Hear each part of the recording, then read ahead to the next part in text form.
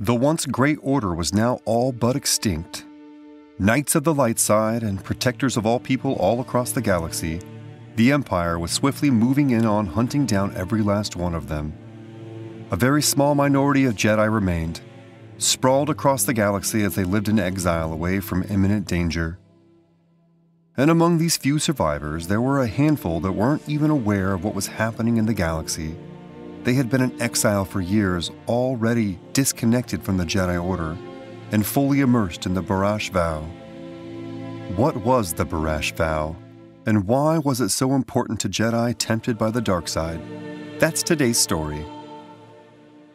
From the Clone Wars to the rise of the new galactic empire, numerous Jedi, such as Master EXILE, lived and trained in exile, with no one but their mantras and vows to keep their faith in the Force. EXILE resided in secrecy on the river moon of Aldolim, somewhere in the galaxy's midrim. Now, more than ever, faith needed to be reinstated in the Force. The devastating loss of life within the Jedi Order during recent times meant that its light was very quickly dwindling from the galaxy, only to be replaced by brute force, wild rage, and military expansion. Emperor Palpatine was well on his way to galactic domination. Yet, there were still glimmers of hope. Very, very small glimmers that promised that this sadness wouldn't last forever. The Empire hadn't reached every Jedi, so the lucky few dispersed from planet to planet, working extremely hard to keep their presence unknown. It was no easy feat, but some, such as Des Raiden during the High Republic and EXILE on Aldolim during the Clone Wars era, were just scraping by, one day at a time, in the belief that someday their strength through the Force would be reignited and the Order would rise again. However, this belief didn't exist on hope alone. In actuality, during this increasingly difficult time, they shared something called the Barash Vow. It was one of the most difficult and concentrated things a Jedi could train themselves to do, as it required them to forego any feelings they had or attachments to the Order itself and concentrate solely on the Force. For a creed that already demanded so much fixation on things such as non-attachment and patience, this was another level of focus that was hard to keep up with. But in exile, of course, the few remaining Jedi had little else to turn their attention to. The purpose of this, as explained by EXILE, was to live alone inside the Force and progress as a Jedi through this sort of isolation. Throughout their entire training, Jedi are taught to have full faith in the Force no matter what, but to do this by bypassing their own order would take deeper introspection. However, it meant something different to other Jedi. Though working to achieve the same goal, some members of the Order followed the Barash Vow as a form of contrition for past grievances. For example, if they had come back from a slip toward the dark side, or were unable to control their feelings as the Order instructed them, they would forego their former teachings to solely focus on the Force, using it as a singular path back to enlightenment.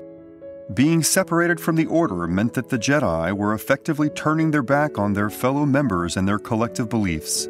It put them in a form of isolation that would, for a time, alienate them from their peers. And there was no guarantee of how they would be perceived when their vow ended, or if they would be welcomed back at all.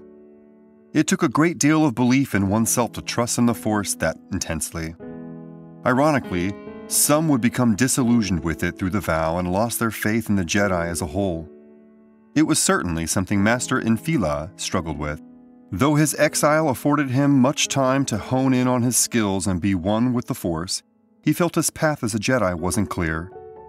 It was therefore incredibly difficult to then remove himself from the Order, the only group of people that could afford any clarity to his situation. But in his case, he felt that unless he found the answers himself, he never would. Thankfully, his Barash Vow was completed. In fact, in taking himself to Pass Vow, a sacred mountain that tests Jedi in their patience and endurance, he had gone above and beyond his limits to achieve true connection to the Force. It proved that becoming a true Jedi was absolutely no easy feat, and any enemy that dare imply it was would be gravely mistaken. It was with this strength that the Jedi would eventually reclaim their presence within the galaxy once again. But sadly, That was still a long, long way off. While the vow was getting some through their loneliness and persecution, it was incredibly hard work. They just needed to persevere through it and trust in the fact that in the long run, it would make them powerful enough to overthrow the New Order. For Jedi Masters such as Kirak Infila, a path back to the Force was all they had, especially after past transgressions. His penance was enough to get it flowing through him once again, but this influence needed to reach wider. He did not know how many Jedi still lived, and all of them spread across the galaxy resorted to work on the assumption that they were the only ones left. They had to trust in themselves, the Force, and no one else.